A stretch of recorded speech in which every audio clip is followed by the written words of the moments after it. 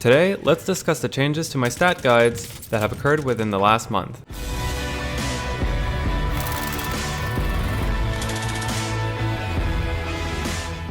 Just a heads up, a few of the things I talk about in this video are related to the June 29th update. Not too long after the update went out though, the changes were reverted.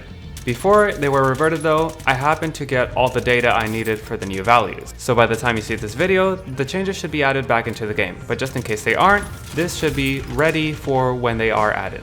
And I just want to apologize for not having video of the new recoil patterns because I didn't think about getting them. I only got screenshots at the time. I know that whenever I release a stat guide, it won't be permanent usually. It'll get nerfed, buffed, and that will reflect in the stats. So I usually try to add in the description what has changed and how it affects the entire score. But I know that it's sometimes easy to miss that, and just reading things doesn't really help, and sometimes you really just need a visual aid. So that's why at the end of every month, I'll try to put out a video like this that discusses what has changed with each gun and show you the differences in stats using visuals. So let's go in alphabetical order, starting with the AMP63. The AMP63 only got a damage buff, but this means that in its first damage range, its lower torso and limb TTKs are a lot better.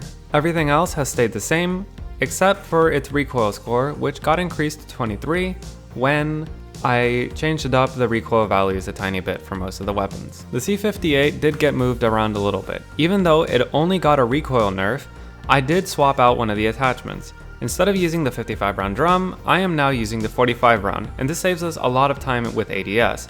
So when we add it up all together, we get the same score, but that's because of the better mobility score and the slightly lower recoil score. So in reality, the recoil was the only true change. The other changes were just me messing with the attachments to make the scores a little bit better. With the Fara 83, since the guide was actually really recent, the only thing that changed with this one as well was the recoil. Before, it was a pretty straight up line with some little bit of movement to the right and a little bit to the left, but now it is a similar little bit to the right and a little bit to the left until you start getting to the last few bullets where it actually starts going down. So negative recoil, that's quite interesting. This affects the recoil score quite greatly because the first few shots are quite hard to control and it would bring it down to a recoil score of 46, but because it actually gets extremely easy after the first few shots, it could actually reach out even further than before to 195 meters. So that's why instead of getting a 50, it now gets a 48. This I think is a pretty good nerf because in order to get those shots at longer ranges, you're gonna have to waste your first few bullets, and this will give enough time for the other people to start shooting back. I already did an update on the MG82 last week, but because the barrel attachments just changed, then it's time to do an update right now too.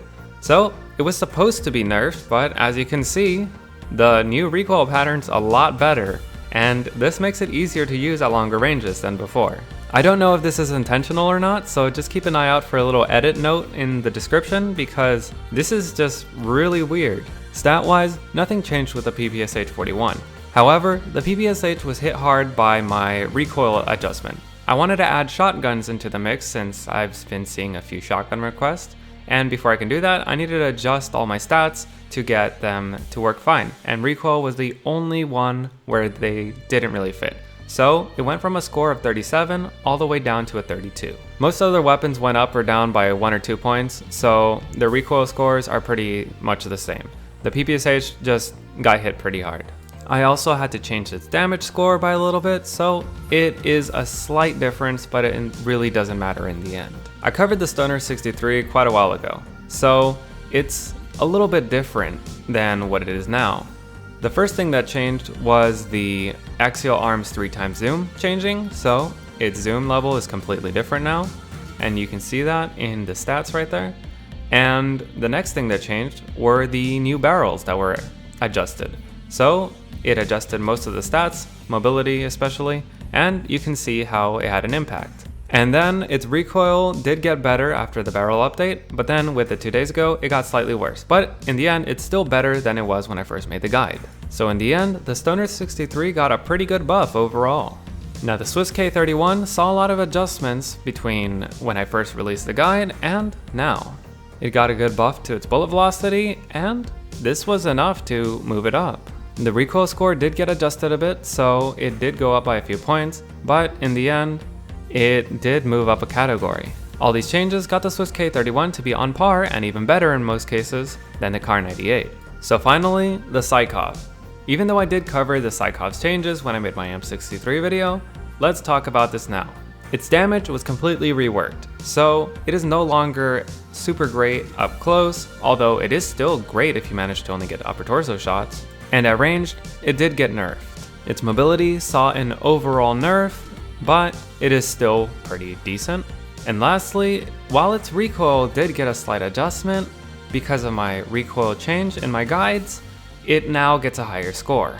But its total score is a lot lower than it was when it originally came out, which still means it's the best pistol, it's just no longer competing against most SMGs. While I'm a fan of most of these changes, I really don't like what they did to the C58. In my guide, I said that I needed a buff, not a nerf, so I really hope that they adjust its damage values to make up for its now decreased recoil. Or that they rebuff its recoil because it just doesn't feel right anymore. It needs something to make it a little bit better because it is one of the slowest firing guns in the game. Overall, Raven is doing a great job at balancing the game out and making sure that nothing becomes a little bit too overpowered for too long.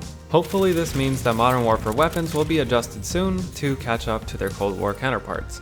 And just to be completely consistent, here are all my previous stat guides that were changed in order to fit in the new recoil scale.